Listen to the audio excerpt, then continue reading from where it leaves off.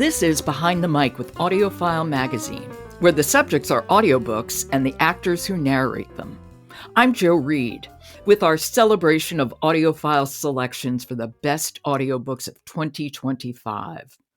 Today, it's our picks for the best audiobooks in fiction. And I'm joined by a special guest, narrator Shaun Taylor-Corbett. But first, let's listen to AudioFile selections for the best audiobooks in fiction.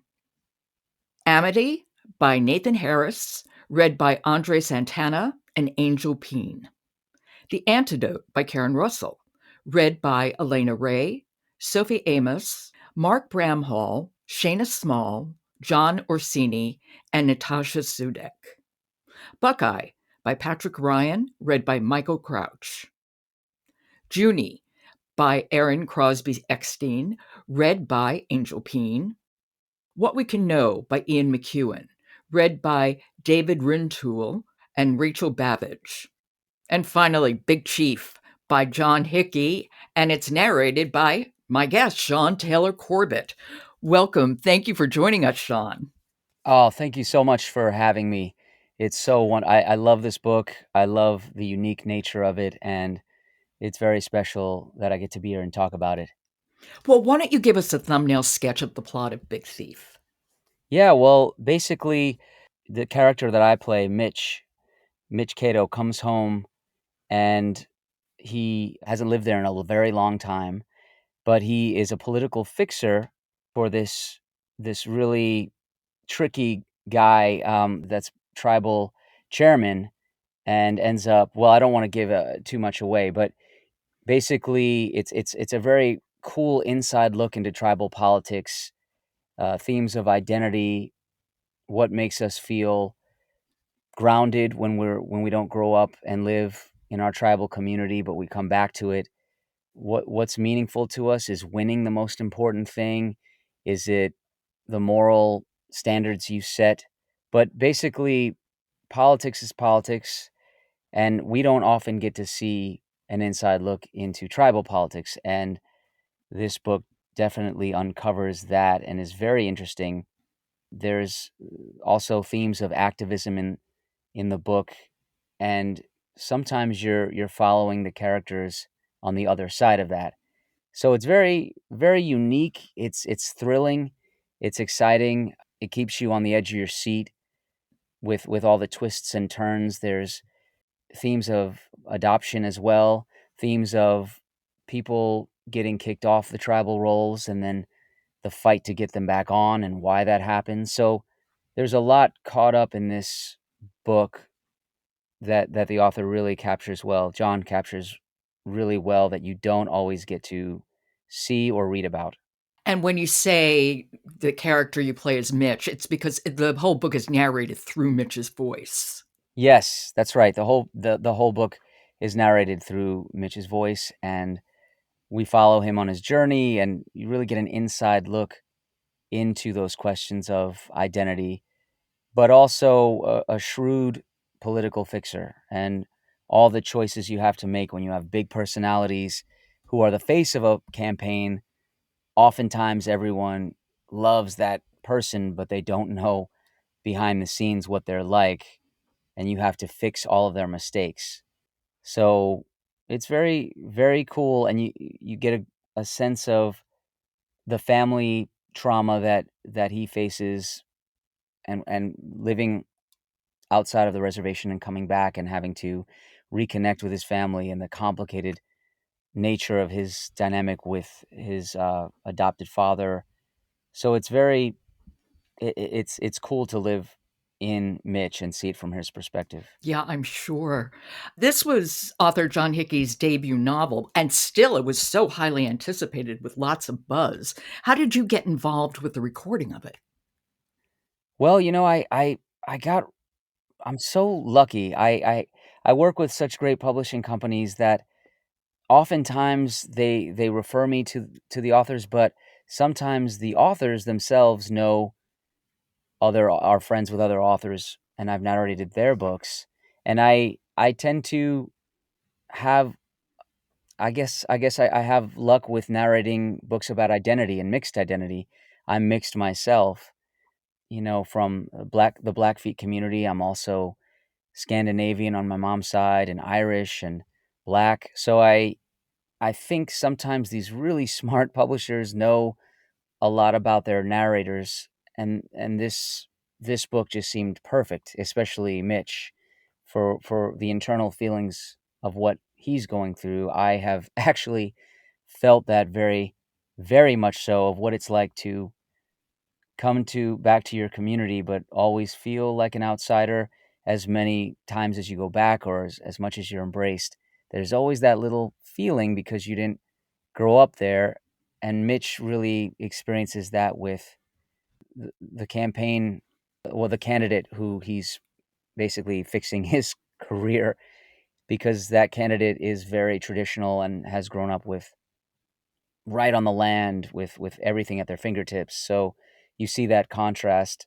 And when I go home, not that it's an uncomfortable thing, my friends never make me feel bad about it, but you could definitely just sense it. It's just there's just things they've grown up with that it's going to take me years to really fully understand or grasp or become internalized. So I think they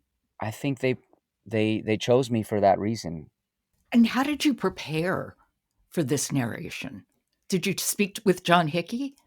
No, I didn't, but we definitely, well, I guess through email a little bit, but usually through the publisher, and they put us in touch in that way. But for different words, pronunciations, Anishinaabe words, things so that I pronounce everything correctly. That's one of the biggest things in any book dealing with our tribal nations, is the language and how to speak these words correctly and do that language justice. So usually the authors are the best ones for that. And Jon really helped me out with that through, I believe, someone at the publishing company. Jon was extremely friendly. And also what's really cool is we connect on social media. So it's kind of like he starts following my journey, and as an actor, as a voiceover artist, and I follow his other books, and we kind of interact in that way, which is special. And I feel grateful that authors like Jon and other authors really get to know the talent and the experiences that we have in our lives, so that we're best matched with the books that we narrate.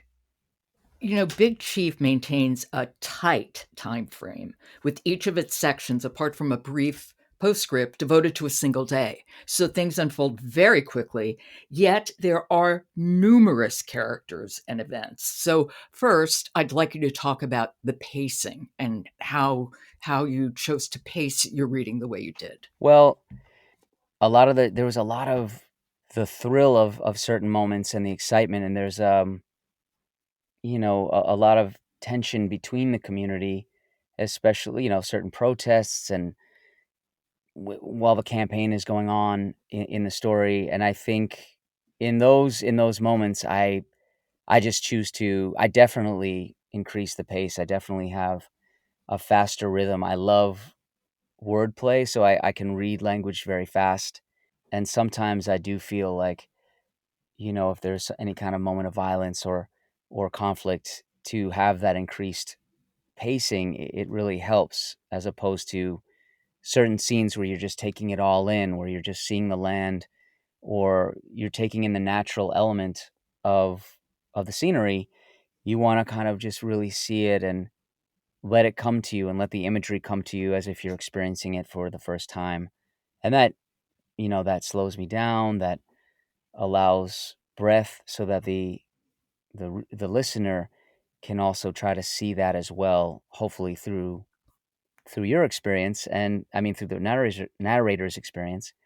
But I do think taking time in those moments is better, because then it's as if I'm out there too, experiencing the landscape, for the audience to experience that as well. Well, let's hear an excerpt from Big Chief right now. And this is the narrator, Mitch, who's explaining himself. I'm a pragmatist. I'm too much of an outsider, a suburban Indian, to pull enough Passage Rouge votes to get anywhere near the council. Mac doesn't have that problem.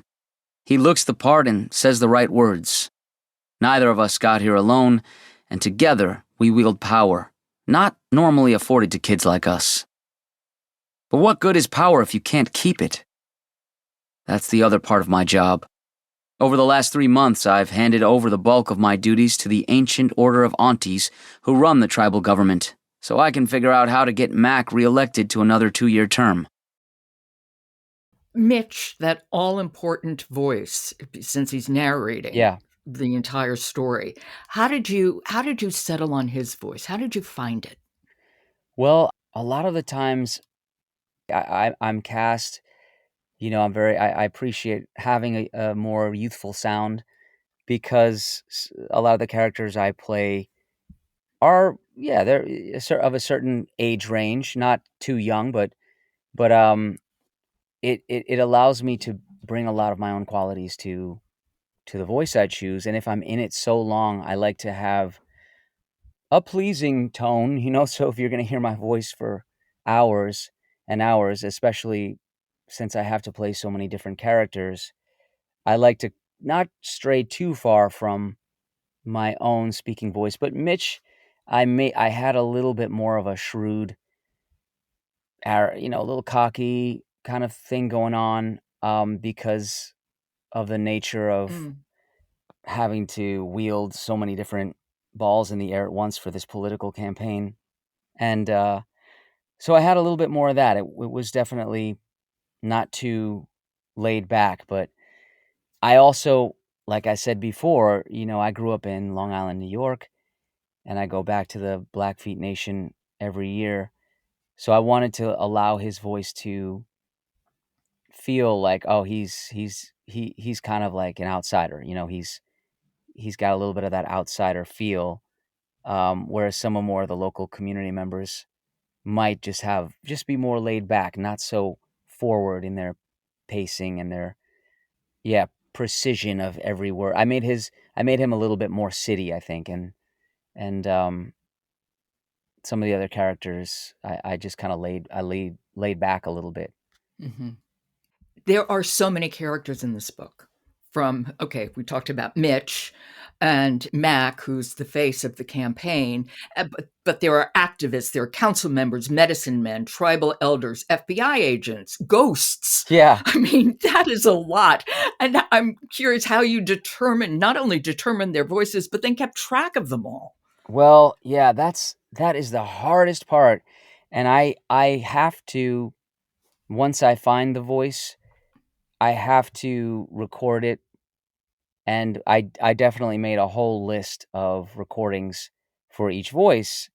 And honestly, the hardest voices to, when there's multiple female presenting characters, I have to really record those and practice them and have very specific qualities that differentiate each so that it's not just, oh, that's the standard, Shaun female voice. I have to really, whether it's a little more raspy, whether it's more nasal, more forward, and I record them all, but also what would the head of you know, my love interest in the book, what would her voice be and her confidence and the characteristics that would drive her. And sometimes some of the female voices are not that off. It's not like I do some high. I want it to be believable.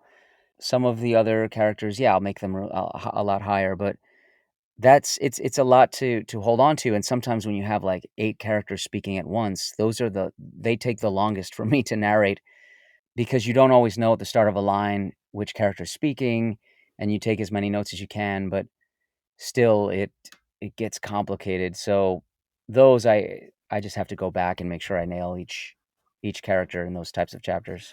You have quite a broad resume. You narrate fiction and nonfiction, YA, kids' books, Yeah. literature, romance. Do you have a particular genre that you're always happy to get?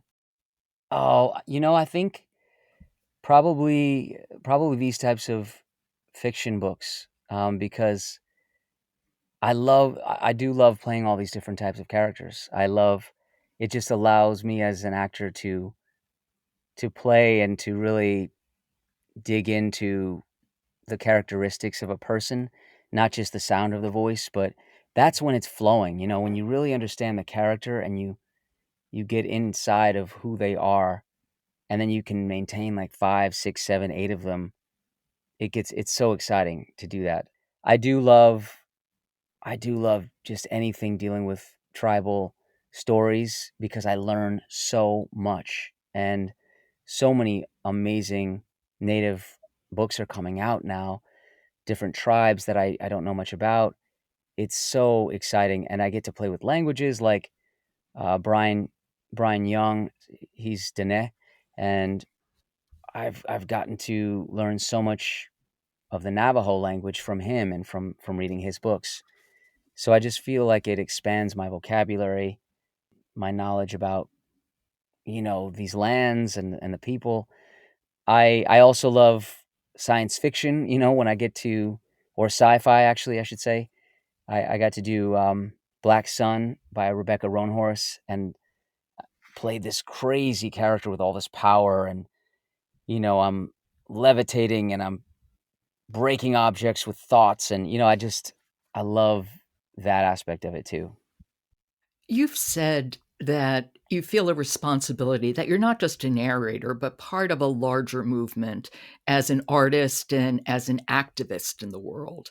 And I wonder how those feelings that you have inform your work as a narrator, both in the choices you make about what to narrate and the choices you make while you're narrating.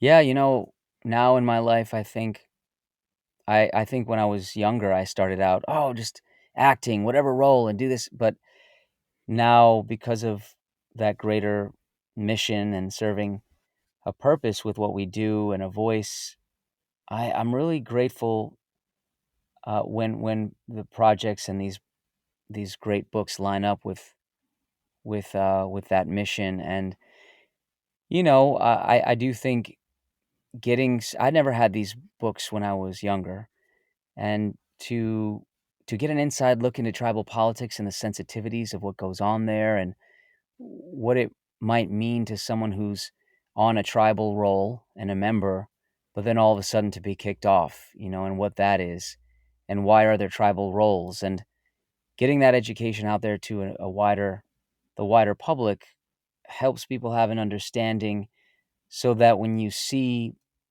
native lands being taken away or threatened, and why a movement such as Land Back is not just some, you know, catchphrase that super liberal people are saying that's annoying. It's actually like trying to heal a community through being connected to the land that was a part of their communities for so many years, hundreds, maybe thousands of years, and how people can support that, and that there's real value there. And sometimes if you tell it through a fictional book as opposed to nonfiction, the story kind of seeps in past the defensive wall, of like, not another thing.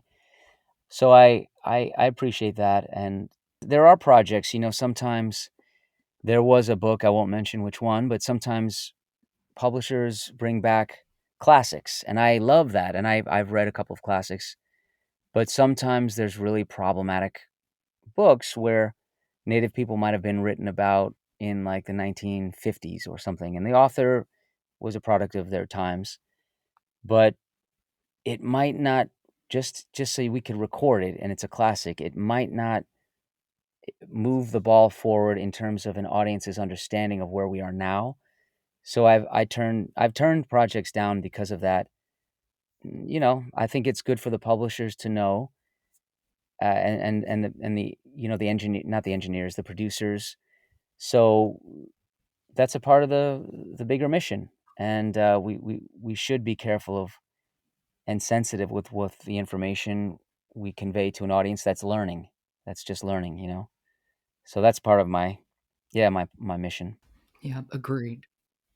Well, Shaun, thank you. And thank you for Big Chief. I mean, that was such a wonderful marriage of a text and a narrator.